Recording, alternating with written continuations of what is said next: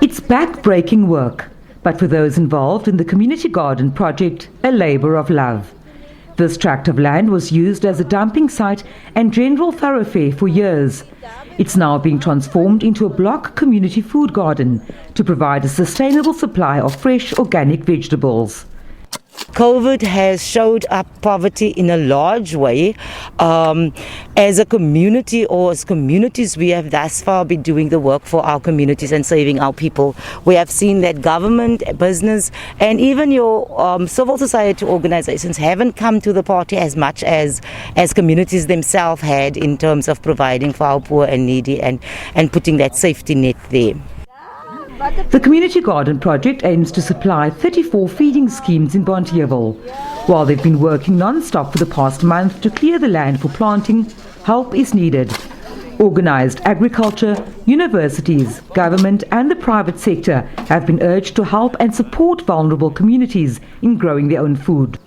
What was so saddening and depressing was the announcement of the Minister of Agriculture and Rural Development that there's nearly R1 billion has been taken away from the food security budget. Now that is damning our people to death under COVID pandemic in itself.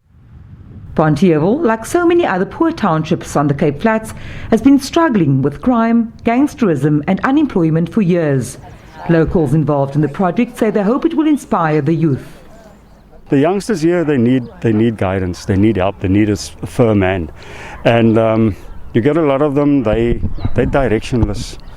But if you take a stance and you make them understand this is what life is all about, and you don't back down, they actually take that in, and they want to be part of it. 18-year-old Imran Hamza, who matriculated last year, is getting his hands dirty to help his community. Along with a group of friends, he started a garden in his backyard, planting cabbages, spinach and carrots. Much of what he's learned from older community members who had previously worked on farms and newer sources of information, namely Google. Me as a youth, personally, I could see the hunger within the community. As my house is someone where you come, we'll give you something to eat. So with that, I thought, what if I could grow my own things, organic, fresh, we did it, understand. It gives you a better feeling when you harvest, when you give out. So it gives even the youth that empowerment that, yeah, I can do something. The Bonteheuwel Development Forum says it's working with communities in areas including Langa, Khayelitsha and Mitchell's Plain to roll out similar community gardens. Vanessa Puna, SABC News, Bonteheuwel.